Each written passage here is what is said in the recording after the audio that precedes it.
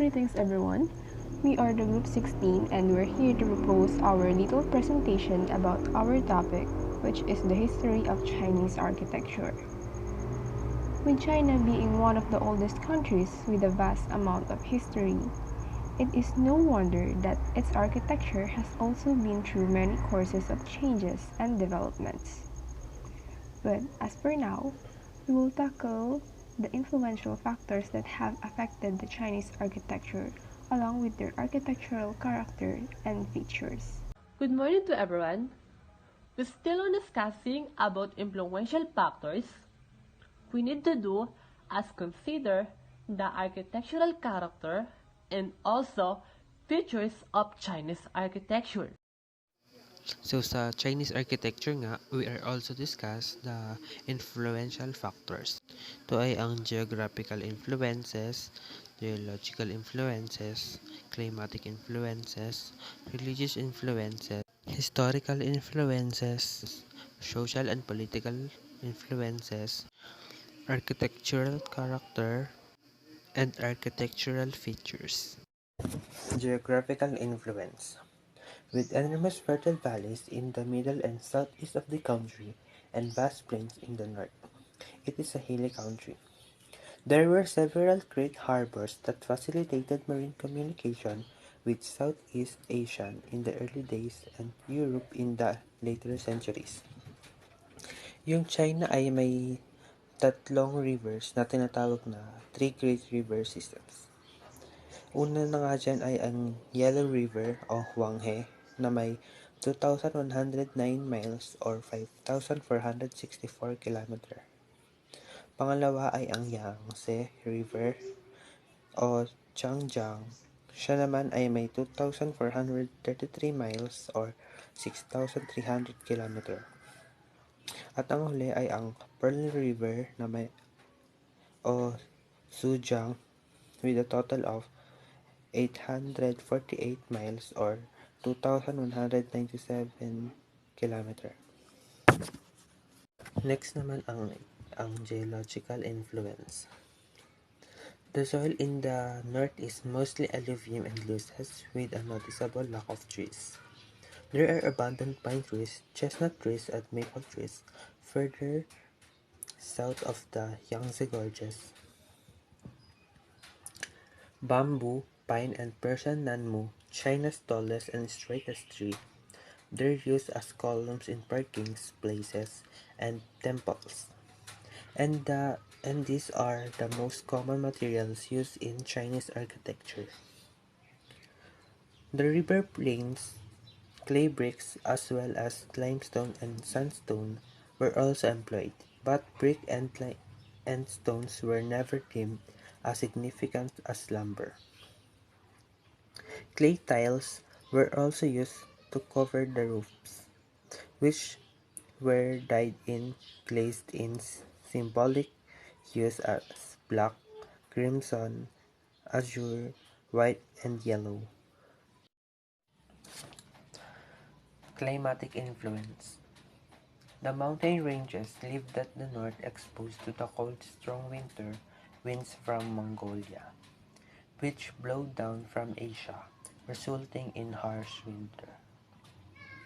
Further south, the winter temperature is equivalent to an English winter because the country is located between 40° and 20° north from equator. It has climate that ranges from extremely cold to almost tropical.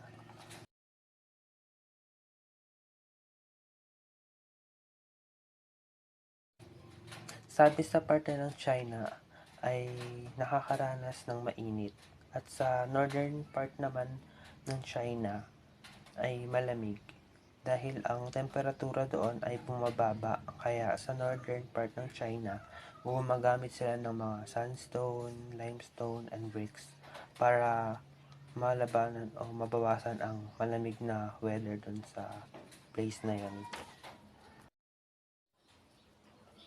Religious influence.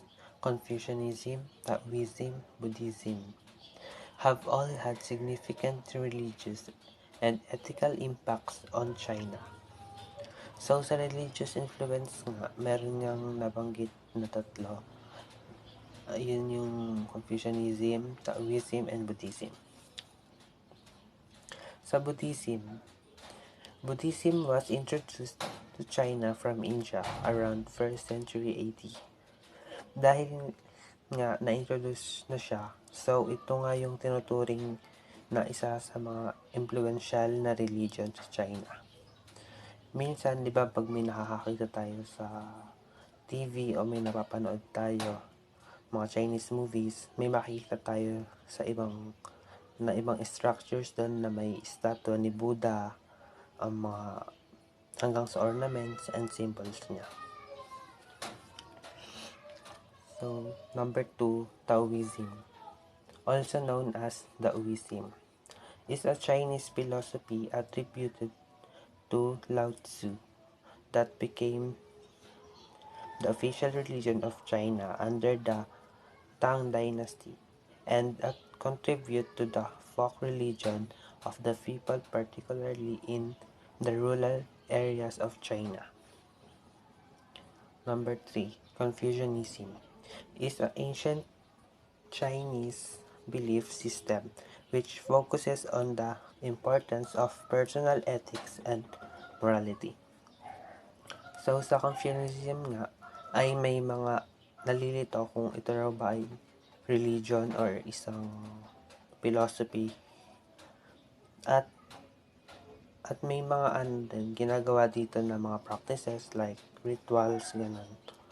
Nagpo-focus sila sa personal ethics and morality.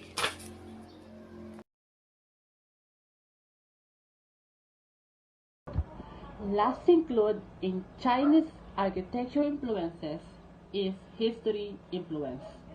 Architects were influenced by ideas from India and the Buddhism which originated there, but the building of ancient China remained remarkably constant in fundamental appearance over the centuries, inspiring much of the architecture of the other neighboring East Asian states, and especially in Asian Japan and Korea. Noong 6th century BC, nagsimula ang pagbagsak ng kondisyong politikal at feudal system ng China, ngunit ito rin ang paglago ng mga philosophers at philosophical school.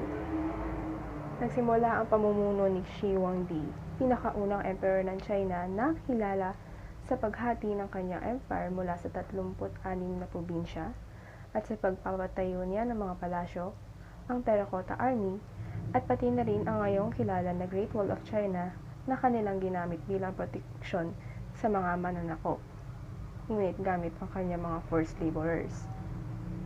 Masasabi rin na nagkaroon ng epekto ang pakikipagkalakaran ng mga Tsino sa kanilang arkitektura, ngunit ito ay hindi gaanong kalawakan at maliit lang ang naiambag dahil pinagpapawalan ang mga Tsino na maglakbay patungo sa iba pang mga bansa.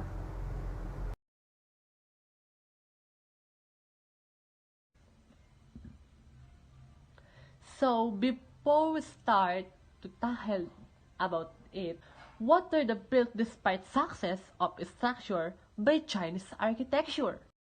The architectural character of Chinese architecture having with system of construction and system of measurement.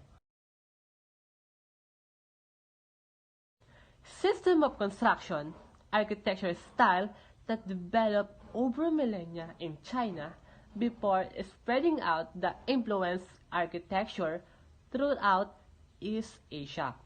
It is traditionally classifies structures according to type, ranging from pagodas to palaces. Pagoda totally common-oriented, traditional building with a specific form and style, and also it's easy to be seen in most of Asian countries. And for the system of measurement, Chinese traditional units of length included the Qi, Bu, and Li.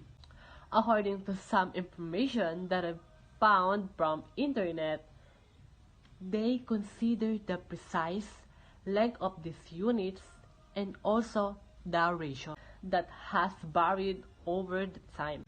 Example of this, one Bu has consisted of either 5 or 6 Qi, while one Li has consisted of 300 or 360 Bu. To develop or to enhance the structure of Chinese architecture, timber work. Yes, it is a wooden fosse, beams, lintels, and joists make up the framework of the house. Yes, they want to enhance their skills by making walls,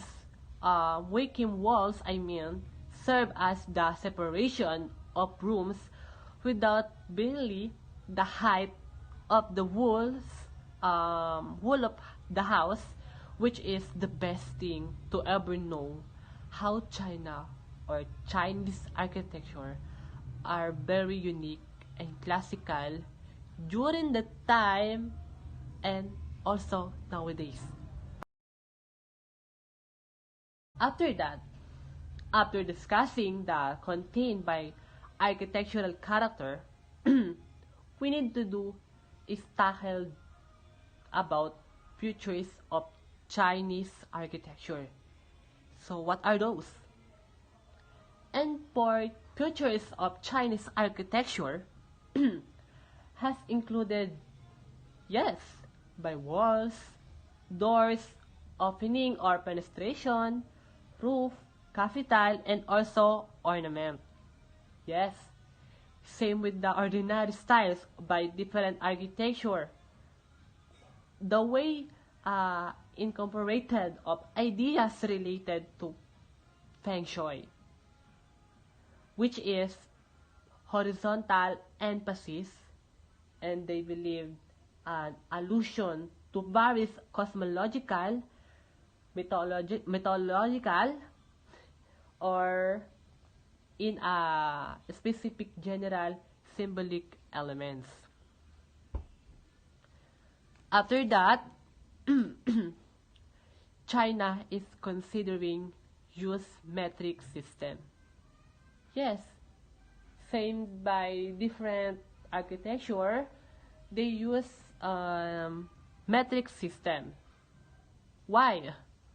Through the traditional Chinese measurements are still commonly used in everyday, which is horizontal emphasis, and they believe an allusion to various cosmological, mythological, or in a specific general symbolic elements.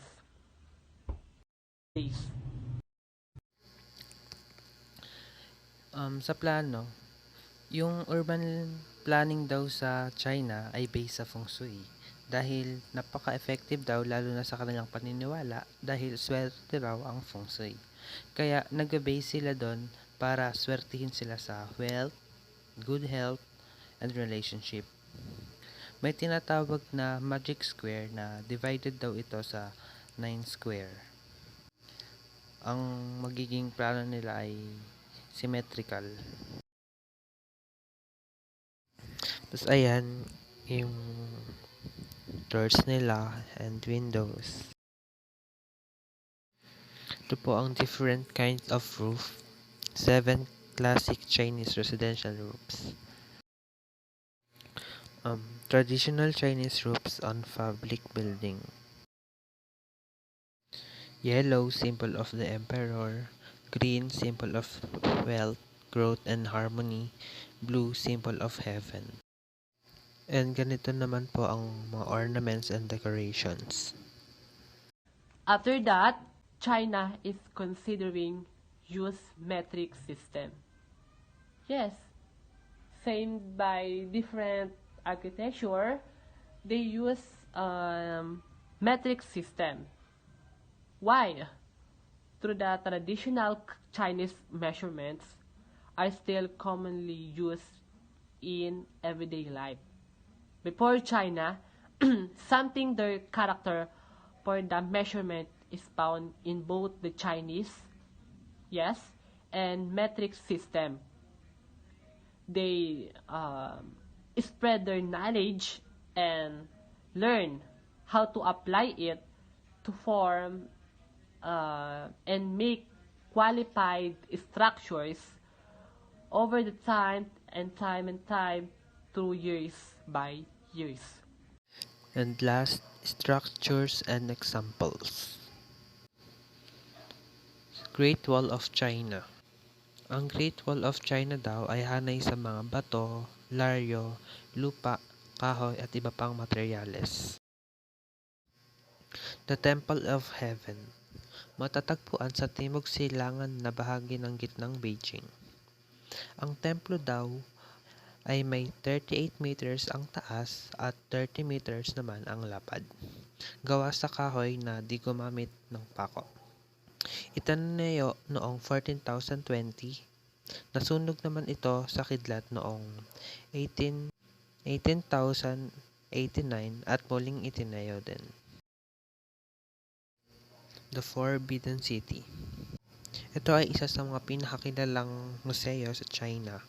Napapalibutan ng 10 meters matataas na pader sa 52-meter malawak na moat. So, mula sa structural point of view, ang mga gusali sa Forbidden City ay nakabatay sa Chinese system of beam framing. And last, Leifeng Pagoda